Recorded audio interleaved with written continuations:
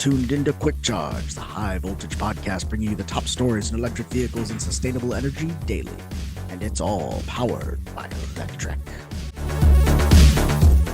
Welcome to Quick Charge. It's October 14th, 2025, and I'm your host, Joe Boris. Today's show is a little bit different from what you're normally used to at Electrek because instead of talking about pure EVs, we are talking about E-Revs and hybrids. We've got the Jeep Grand Wagoneer. That is the first E-Rev extended range electric vehicle to arrive on U.S. shores. That's according to Peter Johnson here, who has obviously forgotten about the BMW i3 or the Chevy Volt, the original E-Rev. But regardless, Jeep's flagship SUV will be that company's first range-extended electric vehicle in the U.S. The 2026 Grand Wagoneer is more powerful, more electric, and more stylish than ever. It will arrive at dealers next year as America's first range-extended EV, bringing a few changes to the Wagoneer lineup. For one, Jeep is dropping the smaller Wagoneer name to all 2026 models, unifying under one name the Jeep Grand Wagoneer. Previously, Jeep offered Wagoneer and Grand Wagoneer models, each with different trims. You can get a good look at what the vehicle is going to look like here with its updated lights, slimmer grille, looks a little bit less like a Jeep every day, every redesign, even though you can still sort of make out that might be 7 slats. I think Mahindra might want to revisit their Roxor lawsuit there and see if there's anything for them there. But the big number you're looking for is 500 miles. That's 500 miles between Phillips. Now, of course, today's episode is about electrification, but it is also brought to you by Climate Exchange. They're a nonpartisan nonprofit working to help states pass effective, equitable climate policies, which are critical in accelerating the transition to a zero-emission economy. The nonprofit recently kicked off its 10th annual EV raffle, with participants having multiple opportunities to win their dream EV. This go around, Climate Exchange is shaking things up with not one but 2 raffles. First is the luxury raffle, with Climate Exchange has conducted for the last decade. The grand prize winner can choose any EV on the market, fully customized, up to $120,000. But crucially, new this year, the grand prize winner can also choose 2 EVs as long as the total price tag does not go above $120,000. And also new for this year, we have the mini raffle, which is grand prize winner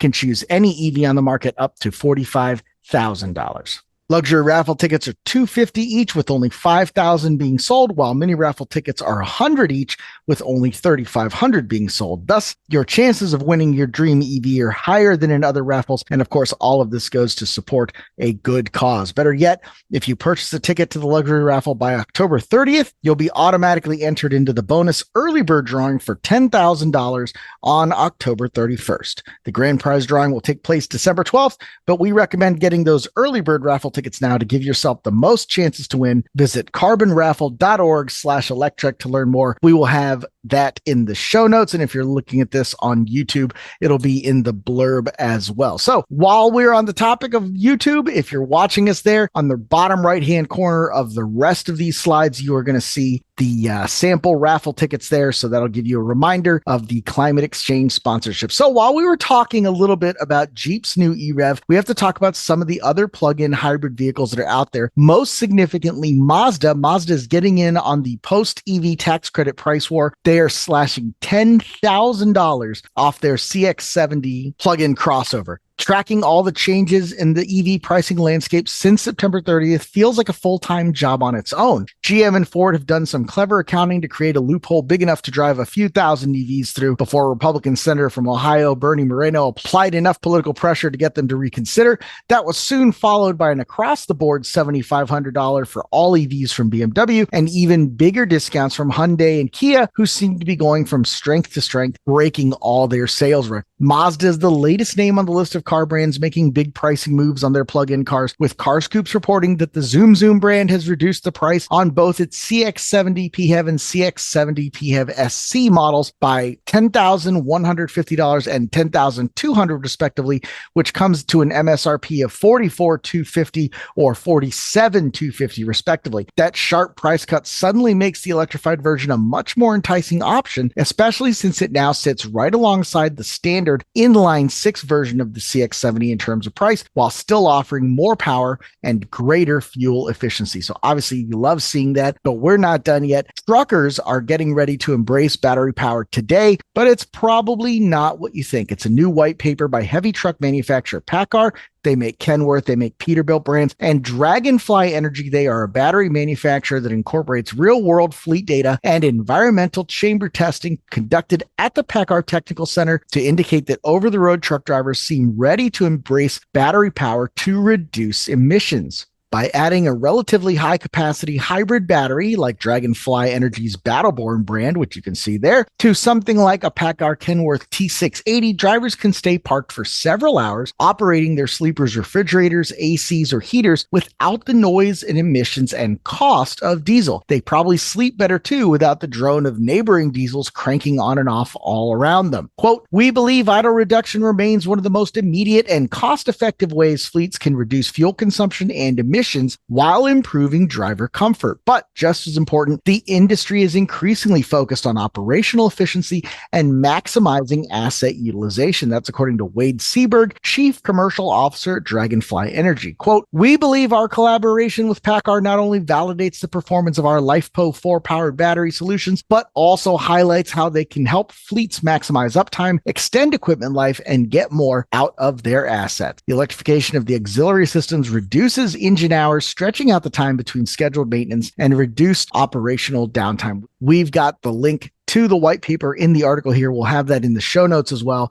Definitely give it a download and give it a read, especially if you're operating a heavy fleet, a bunch of off-highway assets. Definitely something worth checking out. Now, again, we've got hybrid cars, we've got hybrid SUVs, we've got big hybrid trucks. Now we've got hybrid airplanes. Delta is partnering with Mave on an M80 80-passenger regional aircraft that uses a turboprop design with hybrid electric power motors to operate while the vehicle is taxiing, and also under heavy takeoff loads and high speeds that will enable it to get to altitude sooner and cruise on its smaller, conventionally powered engines, which will then, of course, give it tremendous savings in terms of fuel economy. Very, very similar to what we saw in the original early hybrids like the Prius and Insight. And while we're on that topic, if you're not feeling old enough yet, you can now get antique plates for a first-generation Prius in just about every state. This fall marks the 25th anniversary of the U.S. launch of the first-generation Prius, a car that arguably has done more to shift the market away from fossil fuels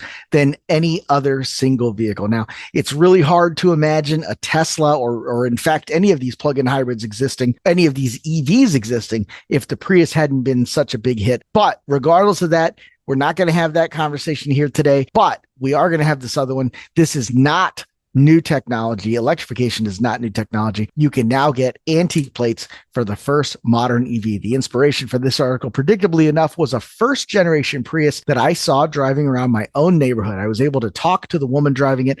She said she's the original owner. She's got about 60,000 miles on it. She's not aware of whether or not she's on the factory battery, but regardless of that, it is still a cool car, seems to be very well maintained. And I go through a list of anything that you might need if you want to get one of these and put it back on the road and daily drive it. Prices for shocks, prices for struts, prices for common services. I've got all of that in the show notes here. But the main thing I want to focus on here is the price of the battery. When these Priuses first came out, if you guys are old enough to remember, people were flipped out talking about $22,000 battery changes, $8,000 batteries. It costs more than the car to replace the battery. All kinds of nonsense. I've got links here to a new high voltage replacement battery for a Prius for just $2,050. That comes with a 36-month warranty, or $1,399 for a refurbished unit with a solid 12-month warranty. That's not just significantly less than the price that I think most people think it would be,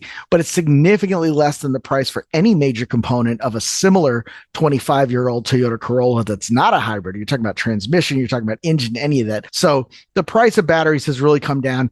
These vehicles are not like iDevices. You don't just toss them after a couple of years. You can really keep these things going and keep them on the road. So it's really exciting to see that. Give us a sense of what you thought of that. I know obviously we're an EV site. We talk about EV news. So kind of focusing an entire episode on hybrids is a little bit weird. Let us know what you thought of it in the comments. And I love engaging with people there. So we'll take your feedback and see what happens.